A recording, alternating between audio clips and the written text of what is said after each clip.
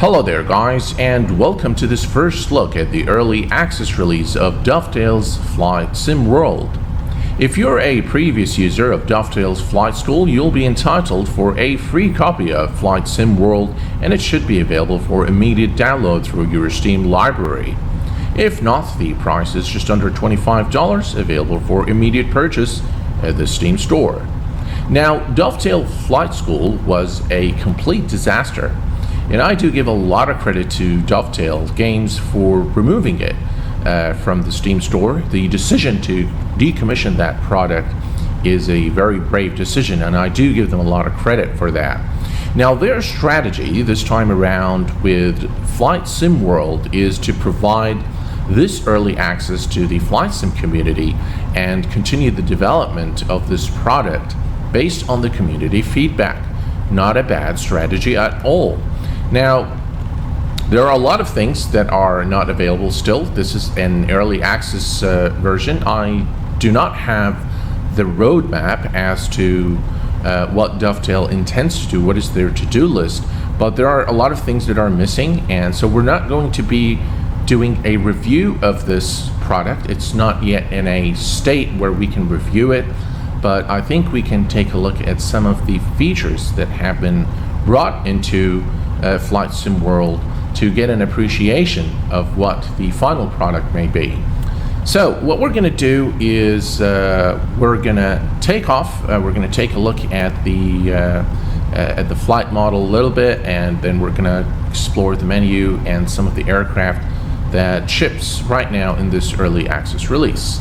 So let's go ahead and give it some power and depart. By the way, we're currently situated at Innsbruck. Like those wind sounds.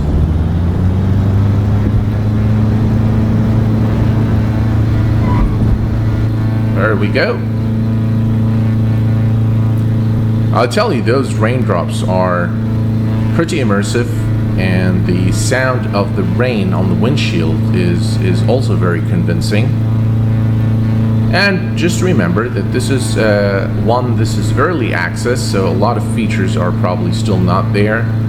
And this is also based on FSX, so we can expect a lot of things to work exactly in the same way that FSX did.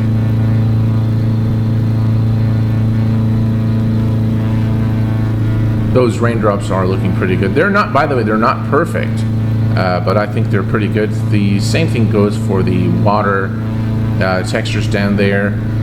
They don't look very convincing at the moment, but you know, for an out-of-the-box product, I think this looks pretty good in terms of the textures here. Pretty sharp textures. The auto-gen and the base mesh looks pretty convincing. Now that doesn't look correct, and of course, again, this is early access, so you can expect a lot of glitches and a lot of things that do not work, and you can expect crashes as well. So you guys, if you're not comfortable with an early access version of a game, then I don't recommend that you get this, because you'll probably be disappointed. But as you can see, it offers some good immersion capabilities, and I think I quite like it. I quite like the rain. I like the sounds, and the sound of the wind.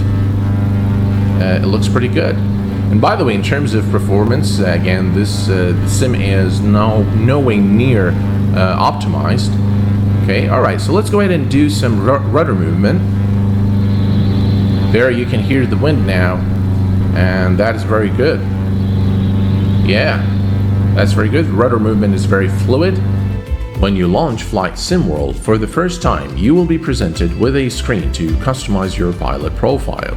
It was really cool to see that it automatically detected my home country and displayed the flag. As you can see, the user interface is quite intuitive and quite well made, in my opinion. From this main screen, you're able to create a free flight, fly mission, or head over to training camp to learn the basics of flight. From the top menu here, you're able to access the home screen, settings, pilot profile, the store, which isn't available in this early access version, missions, training, free flight, multiplayer, and Dovetail Live. To create a free flight, we simply click here and we go to the aircraft selection, and we can filter here by the engine type, manufacturer. We don't have airliners yet. I suppose that this is for airliners, and developer. So if I click on developer, I get Dovetail. If I click on the manufacturer, then you get the manufacturers. And then on engine type, then you can select whether you want a single engine or double engine or multiple piston engine. So we're going to select, for example, the Piper Cherokee.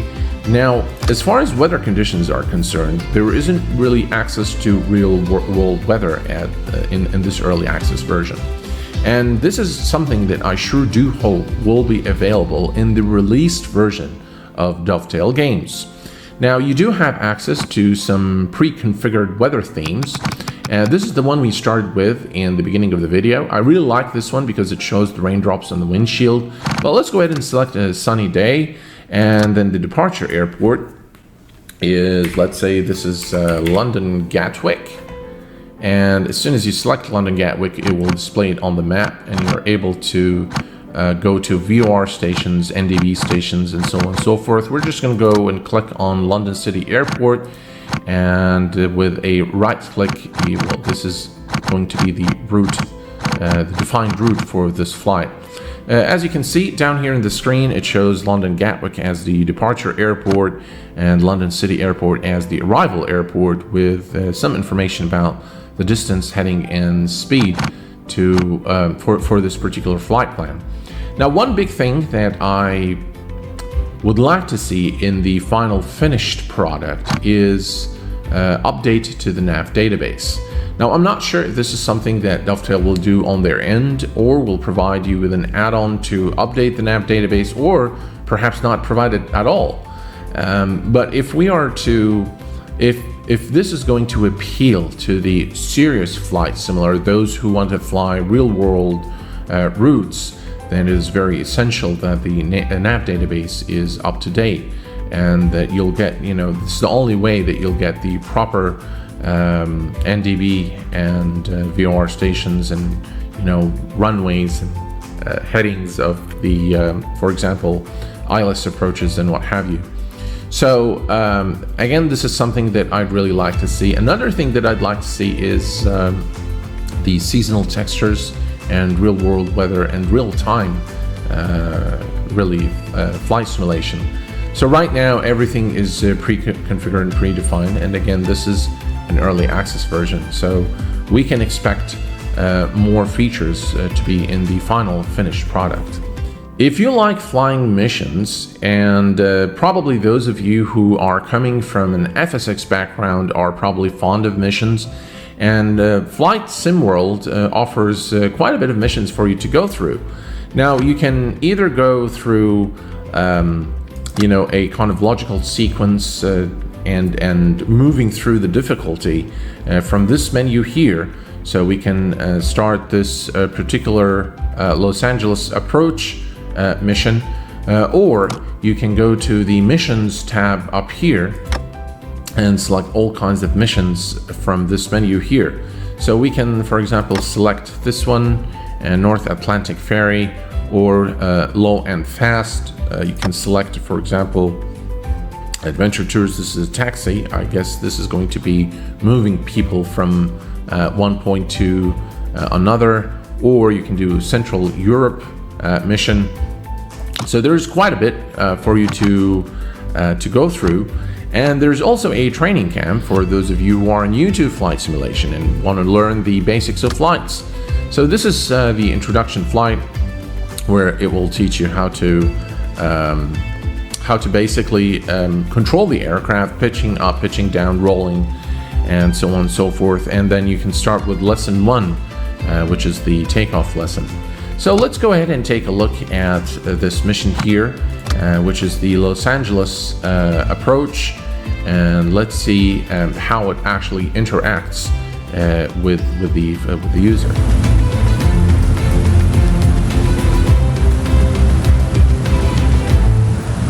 November Sierra Kilo, you are cleared on runway 7 left. Be advised of traffic Piper 46 to your left, making a landing on 6 right. Cleared on 7 left. We have eyes on traffic to our left, November Sierra Kilo. Okay, we are cleared for landing. Pre-landing checklist, please. Seats upright. Check. Seatbelts fastened. Check. Adjust directional gyro. Is set. No need to adjust. Altimeter 29.52. Set. Radio frequencies. All set. Prop RPM is required. Gear down.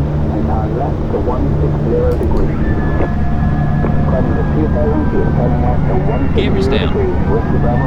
Flaps if required. Landing lights on. Lowering flaps. Check. Pre-landing checklist complete. Roger, let's put her on the ground.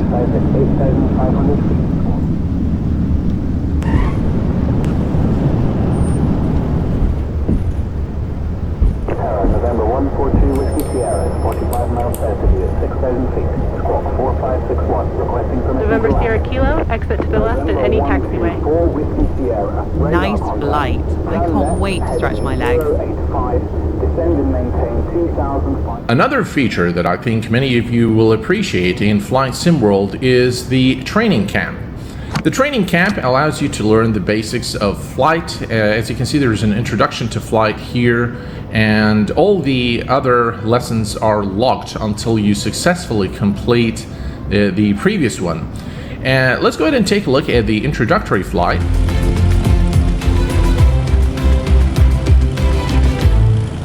You've decided to take a test flight. That's great. I'll get us up in the air and then you can try some flying. We've reached a safe altitude, so let's try some simple maneuvers. You don't need to worry about any of the instruments. We're just going to learn some basic flight controls. When I give you control of the aircraft, I'll say, you have control, and when I take back control of the aircraft, I'll say, I have control. Now we're going to try gently rolling the aircraft. This will allow us to turn the aircraft left or right. The faster the turn, the more roll you'll need. For now, we only want to do a small turn, so a bank angle of around 15 degrees is perfectly fine. Okay, give it a go and turn to your left. You have control.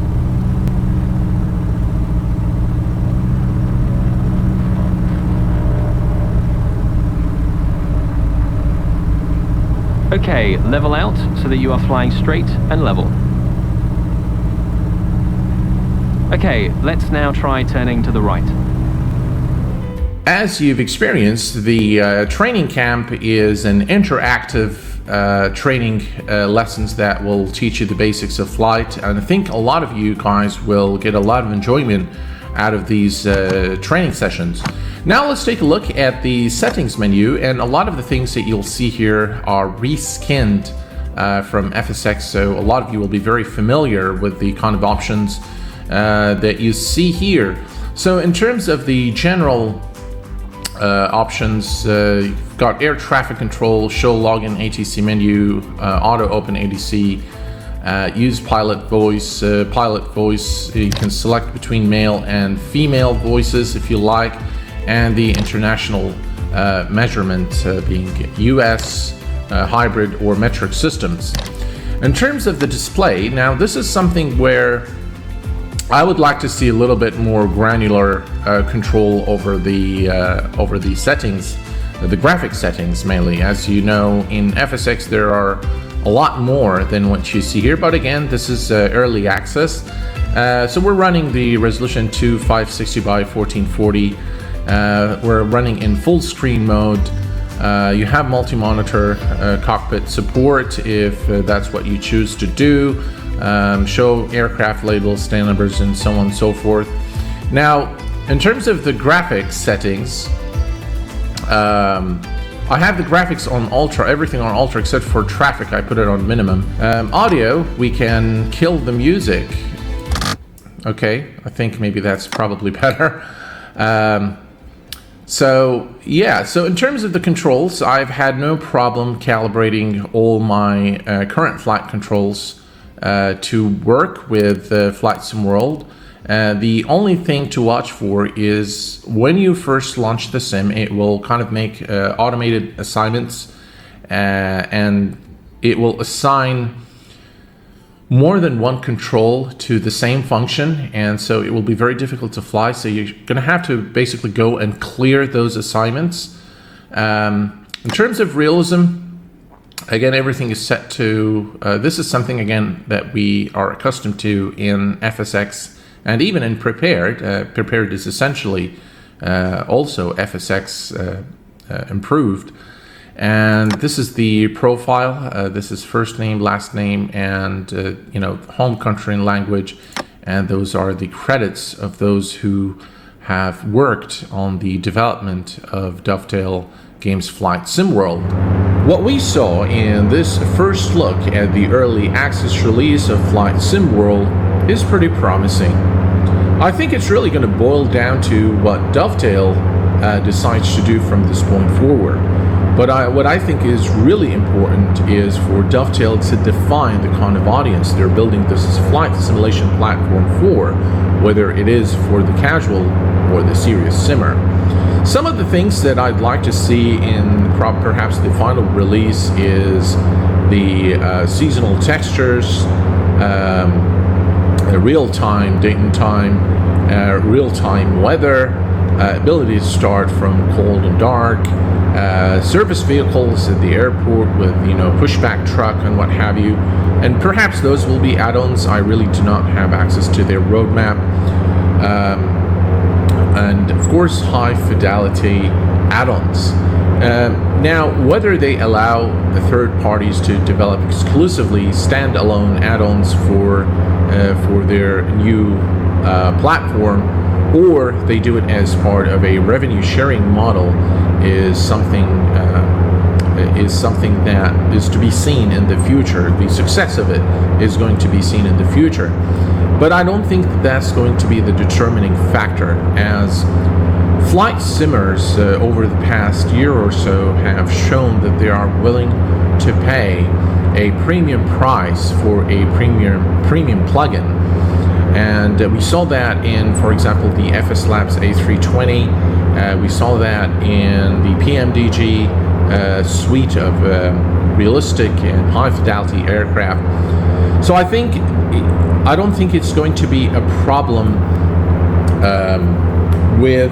particularly with third-party add-ons. I think they can always reach some kind of an agreement with the developer community and work out a mutually beneficial revenue sharing model.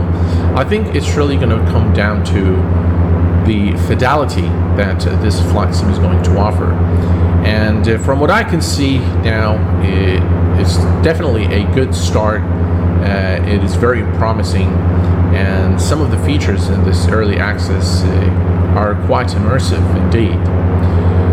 Captains, I hope that you've enjoyed this video as much as I enjoyed making it for you, and hopefully we'll do more of this new flight simulation platform in the near future. Until next time, please take care of yourselves and each other. I will see you all very soon. Thanks for watching, and bye-bye for now.